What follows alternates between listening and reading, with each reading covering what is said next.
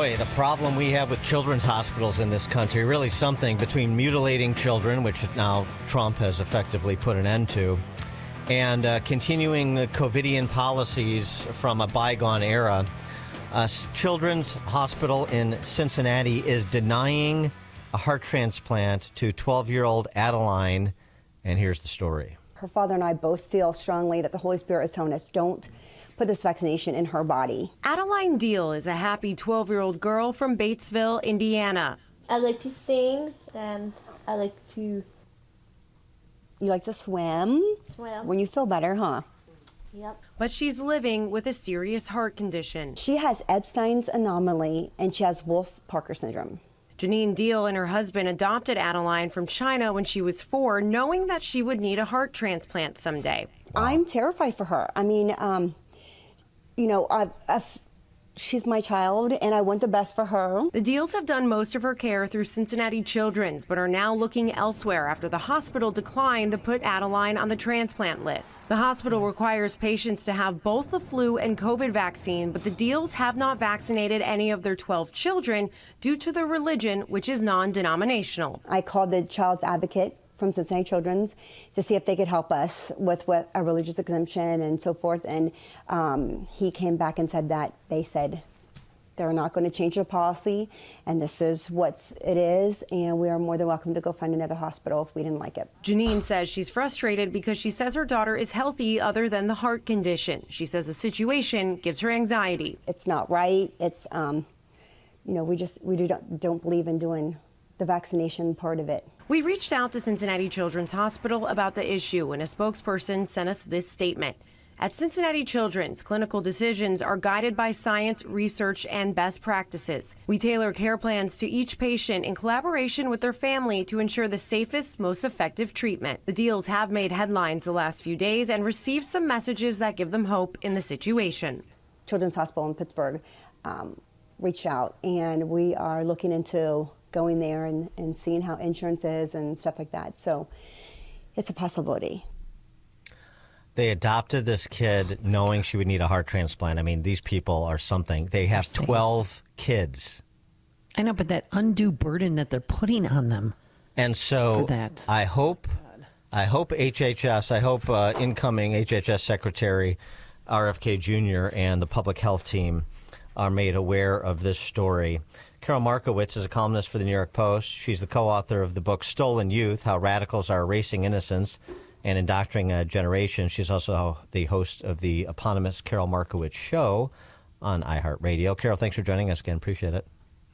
Hi, Dan and Amy. It's so nice to be on with you. How about those COVIDians? Boy, you just can't. Yeah. We just can't put those COVIDians in our rearview mirror, can we? It's crazy because the child's vaccine is something that really wasn't pushed outside of America. In Europe, they largely did not vaccinate children. A lot of countries didn't even order the children's vaccine. So this idea that kids who have a 0%, risk of a negative outcome from COVID will have a vaccine that lowers 0 to lower than 0 is just, it's not reasonable. And the fact that they're denying this girl a heart transplant because of it is just absurd in 2025. Well, I think it's almost criminal what they're doing. Yeah. I mean, and then the mental anguish that they're putting that mother through and the child.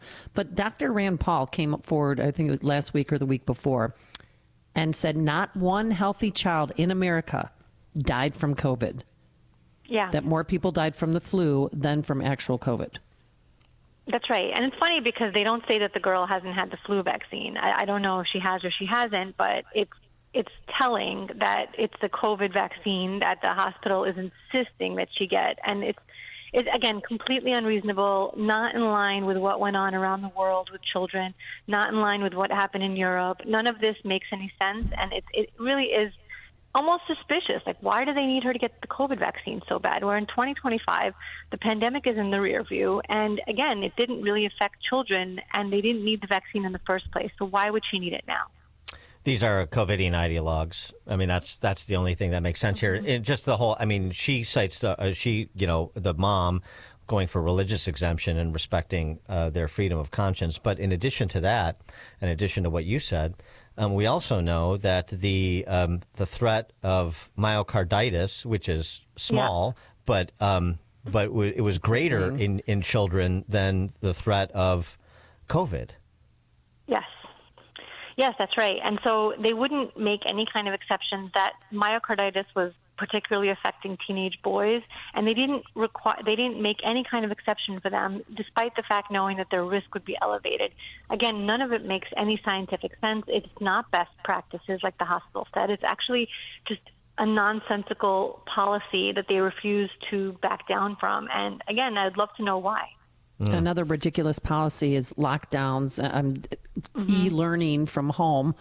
Reading scores are down, math scores are down, but what state got it right in going back to basics? Well, Louisiana is doing a fantastic job. They are back to 2019 levels on their math test, which is something that a lot of states have not been able to accomplish. And they're doing it by going back to really what has worked in the past.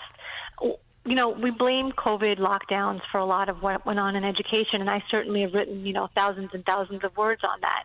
But the truth is that our education system was in collapse even before that because our schools kept adopting these educational fads and not focusing on basics. When we lived in Brooklyn, my kids marched against climate change. That was something that their school did. Or my kids marched for gun control, or they marched against hate. And the schools became just...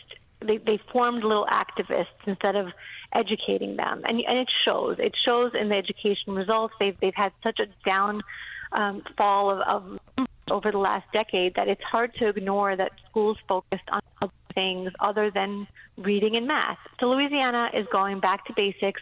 They're doing things like focusing on phonics. They're doing flashcards. They're having specific tutoring for kids who need it, and they're having transparency for the parents. So no parent is surprised at the end of the year when their kid can't read. They would know all along. One thing, too, I want to get your reaction to with all this discussion about the Department of Education and its, what it will look like in the not too distant future. There's a lot of hysteria being drummed up by the teachers' unions and the wholly owned subsidiaries in Congress and in governors' mansions about things like Title I and IDEA funding. And I just can't say this enough because they're trying to exploit these kids that have learning disabilities for the purposes of protecting their fiefdoms. And we talked to Rick Hess over at American Enterprise Institute, and he said, look, that money's been allocated, so if it for some reason didn't flow through DOE, it would flow through HHS. So the funding for IDEA and Title I funding is not going anywhere. What they're really looking at DOGE, and this is not Rick, this is me, what they're really looking at DOGE is just the layers of bureaucracy, Department of Education, and the politicization of the DOE's work, just like in every other agency. Exactly. The Department of Education has become a middleman where they don't really do anything. They just distribute funds. And we don't need that. We don't need this bureaucracy distributing funds and pushing their ideology. I think that that's really what the Department of Education has been doing. And this, again, idea that the kids aren't going to get services. They do get services. Most funding goes through the state anyway, and that's the way it should be. States should control where that funding goes. And, I'm a big proponent of school choice. I think that money that is allocated to the child should follow the child, even if they choose to leave public schools. So the Department of Education closing is not going to close down your local school. It's not going to have any effect like that. What it's going to do is save American taxpayers a lot of money on a boondoggle that has produced very few good results. Karol Markowicz, columnist for the New York Post, co-author of Stolen Youth, How Radicals Are Erasing Innocence and Indoctrinating a Generation, and a host of the Karol Markowicz Show on iHeartRadio. Karol, thank you. Appreciate it. Thanks so much, guys. Thanks. Thank you. And she joined us on our turnkey.pro answer line. You're listening to Chicago's Morning Answer with Dan Proft and Amy Jacobson on AM 560. The Answer.